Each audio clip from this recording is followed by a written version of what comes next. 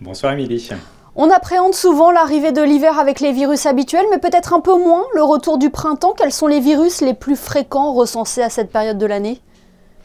Écoutez, fort heureusement, les choses se calment. On a connu un hiver assez agité, avec beaucoup de VRS, beaucoup de bronchiolite. Ça fait maintenant plusieurs longues semaines, voire plusieurs mois que nous n'avons plus de cas recensés. La grippe A et B a également diminué depuis quelques semaines maintenant. De même pour la Covid, très bonne nouvelle. Et les pneumovirus également ne sont que très épisodiques et sporadiques actuellement. Par contre, nous voyons des entérovirus, donc responsables des fameuses gastro-entérites, mais également quelques rhinovirus, donc avec les rhinopharyngites et les rhumes qu'on voit également à cette période. C'est une période plus propice aux allergies également. Comment d'ailleurs différencier une allergie d'un rhume ? Les premiers symptômes peuvent être assez proches, avec un écoulement nasal la plupart du temps, des rougeurs de gorge. L'examen clinique va permettre en général de faire la différence, puisqu'on va avoir certains signes à l'auscultation et à l'examen qui vont nous permettre de faire la différence. Et bien sûr l'apparition de fièvre qui n'a pas lieu d'être dans une allergie, alors qu'elle est beaucoup plus fréquente dans la plupart des viroses, mais également des infections bactériennes. Et quels sont les bons gestes à adopter, docteur, lorsque l'on fait une allergie, notamment au pollen, par exemple ? Habituellement, les pluies permettent une élimination partielle des pollens. Là, ils s'accumulent dans l'air, ils s'accumulent sur les surfaces. Donc, les patients allergiques vont être beaucoup plus touchés cette année. Donc, au niveau des thérapeutiques, les classiques sont bien sûr les anti-allergiques, les antihistaminiques en cas de crise de symptômes. Après, on a des traitements complémentaires sur les formes qui évoluent, à savoir l'utilisation de la cortisone, qui aura un effet anti-inflammatoire pour les bronches et pour les muqueuses. Mais après, on a tout un arsenal thérapeutique aussi beaucoup plus naturel, puisqu'on va pouvoir utiliser des sprays aux huiles essentielles, par exemple, qui vont pouvoir être une alternative sur les petites formes allergiques. Il existe des compresses à la camomille, qui vont permettre d'apaiser aussi les problèmes de conjonctivite et les problèmes d'inflammation des paupières.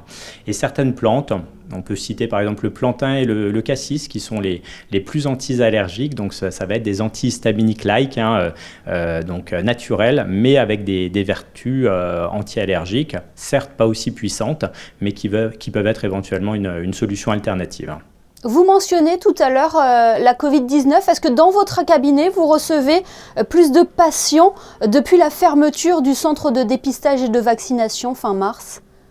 Non, écoutez, personnellement, je n'ai pas vu d'augmentation depuis cette fermeture. Comme vous le dites, elle est intervenue fin mars, mais nous avions déjà une décroissance importante des cas de Covid depuis le début du mois de février. Et fort heureusement, cette décroissance a continué dans le même sens.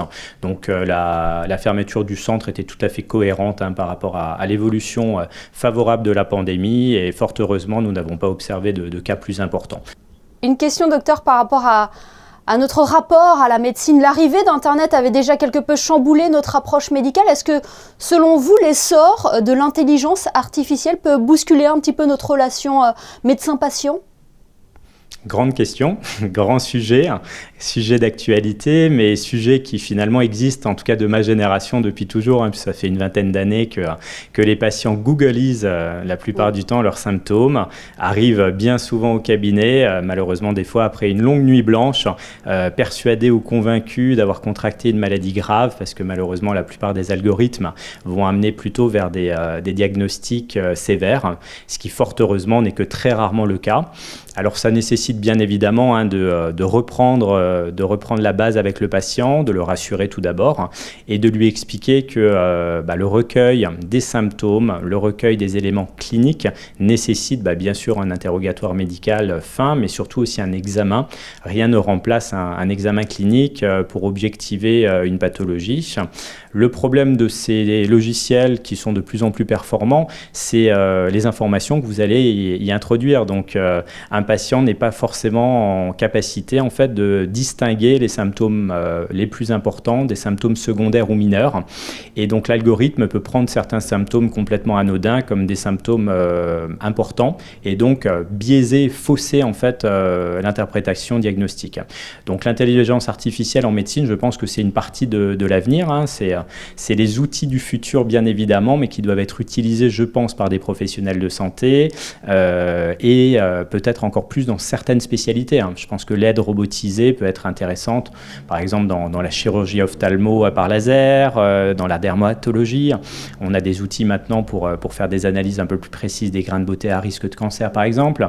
On voit également finalement aussi souvent des patients qui viennent avec des outils connectés. On a maintenant des montres qui peuvent analyser votre qualité de sommeil, votre fréquence cardiaque. C'est des éléments complémentaires d'une prise en charge médicale, mais clairement, ça ne remplace pas le médecin. Vous ne m'enlèverez pas de la tête que je pense que l'expérience, encore une fois, de longues années de pratique médicale développe une forme un petit peu de sixième sens. Donc je pense que les deux ne s'opposent pas, les deux se complètent, mais il est important de cadrer un petit peu, d'éviter les dérives et d'expliquer aux patients qu'Internet est un outil intéressant, mais ne permet pas forcément un diagnostic précis ou fin, ou ne permet pas de remplacer une consultation médicale. Ça peut venir en complément. Eh bien, merci pour toutes ces précisions, Thomas Kilian, et d'avoir été notre invité ce soir sur Monaco Info. Merci pour votre invitation.